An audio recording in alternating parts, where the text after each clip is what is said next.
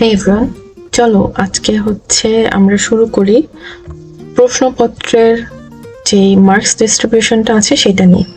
তো টপিক 2 পরীক্ষাতে তুমি যদি 120 পাও তাহলে 40% মার্কস, আর তুমি পাবে লেভেল 3। টপিক 2তে তুমি যদি 150 এবং তার উপরে পাও তাহলে লেভেল 4, 190 এবং তার উপরে পেলে 5 এবং 230 এর বেশি পেলে লেভেল 6।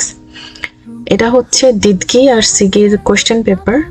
তো এখানে তোমার কোশ্চেন পেপারেও আবার রেজিস্ট্রেশন নাম্বার লিখতে হবে, কোরিয়ানের নাম লিখতে হবে, আবার ইংলিশের নাম লিখতে হবে। আজকের লেকচারে আমরা দিদকির প্রথম 3টা কোশ্চেন অ্যানালাইসিস করব। তো চলো শুরু করা যাক। 다음을 듣고 알맞은 그림을 고르십시오. 한 번씩 읽겠습니다. 1번.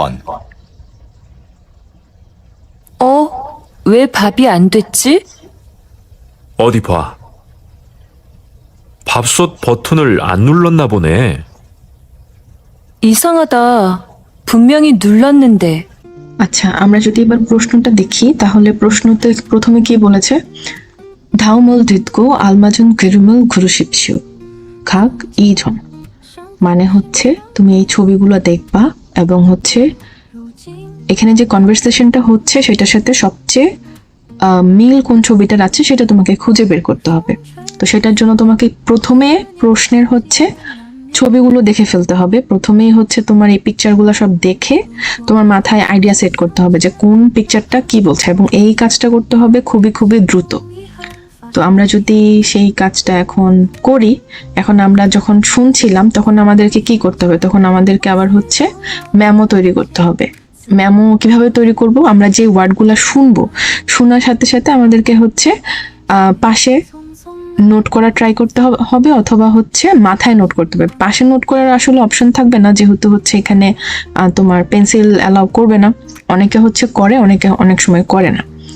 তো এখানে কি বলছে? প্রথমে ইয়োঝা মানে মহিলা বলছে, ওয়ে ভাবি আন্ধচ্ছি, মানে ভাবি মানে এখানে রাইস বা ভাত, আর ধুচ্ছি আন্ধচ্ছি মানে কেন হয়নি। নামজা সে অ্যান্সার করছে, নামজা অ্যান্সার করলো। নামজা কি অ্যান্সার করেছে? অদিভা ভাবসুত ফতনিল আনমূল্যন্না ভুনে। ইয়োজা তারপর বলল, ইসাংহাতা ভুনমিয়ংহি নুলনিন্দে, মানে এখানে বোঝাচ্ছে নামজা বলল যে তুমি মনে হয় বাটনটা অন করো নাই, মানে সুইচ অন করো নাই। আর ইয়োজা বলল যে খুবই অবাক বা স্ট্রেঞ্জের একটা বিষয়, আমি তো বাটনটা অন করেছিলাম।